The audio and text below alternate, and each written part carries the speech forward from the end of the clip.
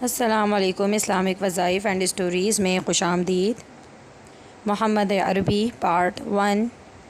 عبداللہ اور آمنہ کی شادی۔ عبداللہ کو خدا داد حسن ملا تھا۔ اٹھتی ہوئی جوانی حسن کو دوبالا کرتی تھی۔ چہرہ کیا تھا، چاند کا ٹکڑا تھا۔ ہر دیکھنے والی آنکھ ان پر فدا تھی اور بہتری عورتیں ان سے شادی کی آرزومند تھیں۔ لیکن سب کو یہ شرف کیسے ملتا کہ وہ ایک ہی قسمت والی تھی۔ ان کے بیٹے کی ماں کون ہوگی، یہ بھی خدا کے یہاں طے تھا۔ ان کی شادی آمنہ سے ہوئی، جو قریش کی سب سے معزز خاتون تھیں اور بنی زہرہ کے سردار کی بیٹی تھی۔ باپ نے بیٹے کی طرف سے نکاح کا پیغام دیا۔ آمنہ کے گھر والوں نے اسے باعث شرف سمجھا اور خوشی خوشی تیار ہو گئے۔ پھر چٹ پٹ شادی ہو گئی۔ دستور تھا کہ دلہا شادی کے بعد 3 دن سسرال میں رہتا۔ عبداللہ بھی 3 دن سسرال میں رہے، پھر گھر چلے آئے۔ ساتھ میں دلہن بھی آئی۔ اس وقت عبداللہ کی عمر تقریباً 17 سال تھی۔ شادی کو ابھی کچھ دن ہی ہوئے تھے۔ تاجروں کا ایک کارواں شام جا رہا تھا، اس کے ساتھ عبداللہ بھی ہو لیے۔ پھر واپسی میں مدینے سے گزرے۔ یہاں ان کے باپ کا ننیال تھا۔ تھکے تو تھے ہی، دم لینے کے لیے ٹھہر گئے۔ اتفاق سے بیمار پڑ گئے۔ ساتھیوں نے انہیں وہیں چھوڑ دیا اور مکہ کا رخ کیا۔ وہاں پہنچ کر باپ کو بیماری کی خبر دی۔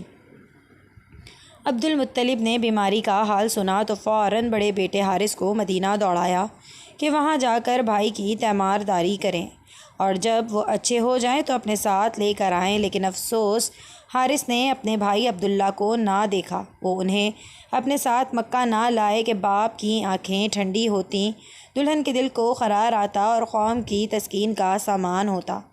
کیا کرتے، قسمت میں ہی نہیں تھا۔ کچھ دن پہلے ہی عبداللہ کا انتقال ہو چکا تھا اور جسم سپرد خاک ہو چکا تھا۔ باپ سے دور، دلہن سے دور، قوم سے دور، بہت دور۔ حارث واپس آئے تو عبداللہ کی بجائے عبداللہ کی موت کی خبر لائے۔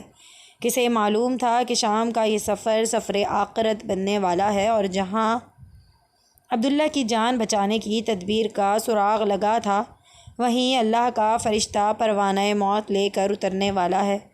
مدینہ، جہاں سے لوگ کل عبداللہ کی نئی زندگی کا پیغام لائے تھے، آج وہیں سے عبداللہ کی وفات کی حسرتناک خبر آ رہی تھی۔ خبر بڑی دردناک تھی۔ نوجوان کی موت، وہ بھی عبداللہ جیسے نوجوان کی۔ جس نے سنا تڑپ اٹھا۔ عبداللہ نے نئی زندگی پائی تھی ان کے جان بچنے پر۔ سب کو غیر معمولی خوشی تھی۔ اچانک موت کی خبر سن کر لوگوں کو غیر معمولی رنج ہوا۔ ساری قوم سوگوار تھی۔ ہر طرف اداسی چھائی ہوئی تھی۔ بوڑھے باپ پر تو رنج و غم کا پہاڑ ٹوٹ پڑا۔ صدمے سے دل پاش پاش ہو گیا۔ عبداللہ کی موت پر صبر آئے تو کیسے؟ آمنہ کا تو سہاگ ہی اجڑ گیا۔ دل کی دنیا ویران ہو گئی۔ سارے ارمان حسرتوں میں تبدیل ہو گئے۔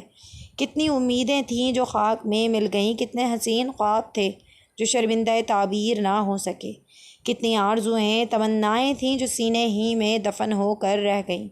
کل جو خاتون قریش کی نازنینوں کی نگاہ میں قابل رشک بنی ہوئی تھی، اس کی حالت قابل رحم تھی۔ جو سر دوسرے سروں کے درمیان شرف و عزت سے اونچا ہو رہا تھا، آج وہ رنج و غم سے وبال دوش بنا ہوا تھا۔ عبداللہ کا انتقال ہوا تو آمنہ امید سے تھی۔ اللہ کی قدرت، کچھ ہی پہلے حبل دیوتا عبداللہ کی جان لینے پر تلے ہوئے تھے، مگر اللہ نے انہیں بھینٹ چڑھنے سے بچا لیا۔ اس وقت تک ان کے پاس اللہ کی ایک عظیم امانت تھی، انسانیت کی سب سے بیش قیمتی متاع تھی۔ جب تک وہ کسی اور کے سپرد نہ ہو جاتی، ناممکن تھا کہ عبداللہ اس دنیا سے چلے جائیں۔ اب وہ امانت آمنہ کو سونپی جا چکی تھی۔ عبداللہ سے اللہ کو جو کام لینا منظور تھا وہ پورا ہو گیا تو اللہ نے انہیں اٹھا لیا۔ اب کوئی فدیہ کام نہیں آ سکتا تھا۔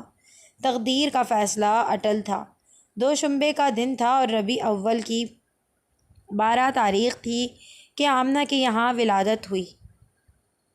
نومولود بچہ بہت ہی خوبصورت تھا۔ چاند بھی اس کے سامنے پھیکا تھا۔ آمنہ نے اپنے خسر عبدالمطلب کو خبر کی کہ آ کر پوتے کو دیکھ لیں۔ عبدالمطلب دوڑے ہوئے آئے اور نظر پڑتے ہی کھل اٹھے کہ ایک تو لڑکا تھا اور وہ بھی عبداللہ کا۔ وہ خوشی سے نہال ہو گئے۔ بچے کو گود میں لیا، سینے سے لگایا، ماتھے پر بوسہ دیا، پھر اسے لیے ہوئے کعبہ پہنچے اور اس کا طواف کیا۔ اور بچے کا نام محمد رکھا۔ محمد کے معنی ہے ہر لحاظ سے قابل تعریف، وہ جسے سب پسند کریں، سب اچھا کہیں۔ پھر ولادت کے 7ویں دن عبدالمطلب نے اونٹ ذبح کرایا اور قریش کی دعوت کی۔ لوگ کھانے سے فارغ ہو گئے تو کسی نے پوچھا، عبدالمطلب کیا وجہ ہے کہ آپ نے پوتے کا نام محمد رکھا، خاندانی نام کیوں نہیں رکھا؟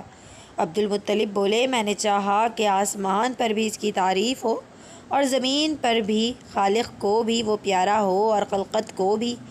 قریش میں اونچے گھرانوں کی عورتیں اپنے بچوں کو خود دودھ نہیں پلاتی تھیں۔ دیہاتوں سے دائیوں کی ٹولیاں آتیں اور وہ بچوں کو اپنے ساتھ لے جاتیں، ان کو دودھ پلاتی، ان کی پرورش و پرداخت کرتی، پھر جب وہ بڑے ہو جاتے تو واپس کر جاتی اور دوسرے بچے لے جاتی۔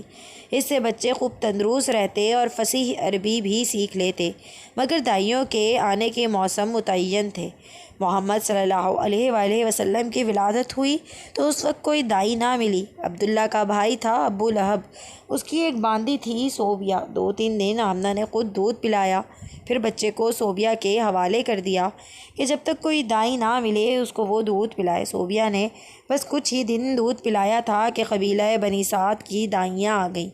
دائیاں بچے تلاش کرنے لگیں، وہ گھروں میں جاتیں، ماں کو اپنی خدمات پیش کرتیں۔ مائیں جس کو پسند کرتیں اپنا بچہ اس کے حوالے کر دیتیں۔ ساری ماؤں نے دائیاں چن لی اور ساری دائیوں کی گودیں بھر گئیں۔ ہاں، صرف ایک دائی رہ گئی، اس کو کسی نے نہ پوچھا، اس لیے کہ ذرا کمزور اور لاغر تھی، مفلسی کا بھی شکار تھی۔ یہ تھی ابو ذؤیب کی بیٹی حلیمہ، اور بچہ بھی صرف ایک ہی رہ گیا کہ دائیاں اس سے دور ہی رہیں اور کوئی اسے لینے کے لیے تیار نہ تھی، اور وہ بچہ تھا عبداللہ کا بیٹا محمد صلی اللہ علیہ وآلہ وسلم۔ دائیوں نے سنا کہ محمد یتیم ہے، باپ کے سائے سے محروم ہے، اسی لیے انہوں نے اس کی طرف توجہ نہ کی۔ انہوں نے اس کی پرورش کو حقیر جانا اور اس کو دودھ پلانا بے سود سمجھا۔ وہ بولیں، اس یتیم کو لے کر کیا کریں، اس کا دادا ہمیں کیا دے گا، ماں سے بھی کیا مل جائے گا۔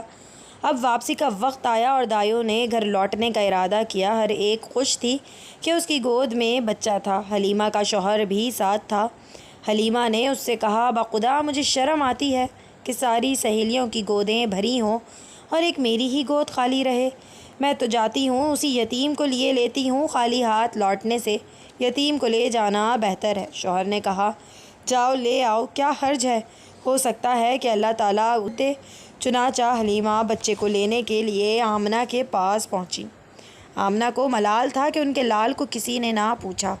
سہیلیوں کے بچے ہاتھوں ہاتھ لیے گئے، مگر ان کے جگر پارے کو کسی نے لینا گوارا نہ کیا۔ حلیمہ نے بچے کو لیا تو آمنہ کا بجھا ہوا چہرہ بھی خوشی سے دمک اٹھا۔ حلیمہ نے محمد صلی اللہ علیہ وآلہ وسلم کو چھاتی سے لگایا اور منہ میں سوکھی پستان دے دی جس میں دودھ برائے نام ہی تھا، لیکن حلیمہ کی حیرت کی انتہا نہ رہی۔ پستان منہ میں دیتے ہی انہیں ایسا معلوم ہوا جیسے دودھ کی سوتیں جاری ہو گئی، یکایک چھاتی بھر گئی۔ بچہ دودھ پی رہا تھا اور دودھ اس کے منہ سے ٹپک رہا تھا۔ محمد صلی اللہ علیہ وآلہ وسلم سیر ہو چکے تو حلیمہ کے بچے نے بھی جی بھر کر پیا، حالانکہ اس سے پہلے تو تنہا اسی کے لیے دودھ ناکافی ہوتا تھا۔ پیتا لیکن کبھی سیر ہونے کی نوبت نہ آتی، چھاتی چوستا اور چوس کر رہ جاتا۔ حلیمہ کی ایک اونٹنی تھی، دبلی پتلی، بالکل مریل۔ بھوک لگی تو شوہر اسے دھونے اٹھے، آنکھیں پھٹی کی پھٹی رہ گئیں۔ وہ تھن جو ہمیشہ سوکھا رہتا آج بالکل بھرا ہوا تھا اور دودھ خود بخود ٹپکا پڑ رہا تھا۔ شوہر نے خود بھی پیا، بیوی کو بھی پلایا، دونوں نے جی بھر کر پیا۔ رات ہوئی تو دونوں نے بچوں کو پہلو میں سلا لیا، پھر بھی خود سو رہے۔ نیند اتنے آرام اور چین کی تھی کہ بالکل بے خبر ہو گئے۔ پھر صبح ہوئی تو شوہر بولا، حلیمہ کیا خیال ہے؟ باخدا بہت مبارک بچہ پا گئیں تم۔ حلیمہ بولی، باخدا میرا بھی یہی خیال ہے۔ پھر دائیوں کا قافلہ گھروں کو لوٹا۔ حلیمہ کی گدھیا آگے آگے تھی اور مستانہ وار بڑھ رہی تھی۔ سہیلیوں نے یہ دیکھا تو آواز دی، واہری ابو ذؤیب کی بیٹی، ذرا ٹھہرو نا، ہمیں بھی تو آ لینے دو۔ ارے یہ وہی گدھیا تو ہے جس پر تم آئی تھی، یہ تو راستے میں رک رک جاتی تھی، بار بار تم پیچھے ہو جاتی تھی۔ حلیمہ نے کہا، ہاں ہاں باخدا یہ وہی ہے۔ سہیلیاں بولیں، باخدا یہ تو بڑی عجیب بات ہے۔ اب حلیمہ کے یہاں برکتوں کی بارش ہونے لگی، ہر چیز میں برکت ظاہر ہو رہی تھی۔ جانور موٹے ہو گئے، دودھ سے تن پھول آئے، ہر برکت ہی برکت تھی۔ رفتہ رفتہ 2 سال گزر گئے۔ آمنہ کا لال حلیمہ کا دودھ پیتا۔ حلیمہ کی ایک بیٹی تھی شیمہ، اس کی گودیوں میں ہمکتا صحرا کی کھلی فضا ہوتی اور دیہات کی سادہ زندگی۔ جسم تیزی سے بڑھا، ہاتھ پیر میں طاقت آ گئی اور بچہ خوب تندرست ہو گیا۔ شیرخواری کے دن پورے ہو گئے۔ اب وقت آیا کہ بچہ پھر ماں کی گود میں جائے اور اس کے گھر کی رونق بن گئے۔ لیکن کیا حلیمہ اس بچے کو جدا کر دیں؟ اس سے آگے سننے کے لیے پارٹ 2 کے لیے چینل پر وزٹ کیجئے۔ اگر آپ کو یہ ویڈیو پسند آئی ہو تو ویڈیو کو لائک کیجئے، چینل کو سبسکرائب کیجئے۔ محمد عربی پارٹ 2 جلد ہی اسی چینل پر اپلوڈ ہوگا۔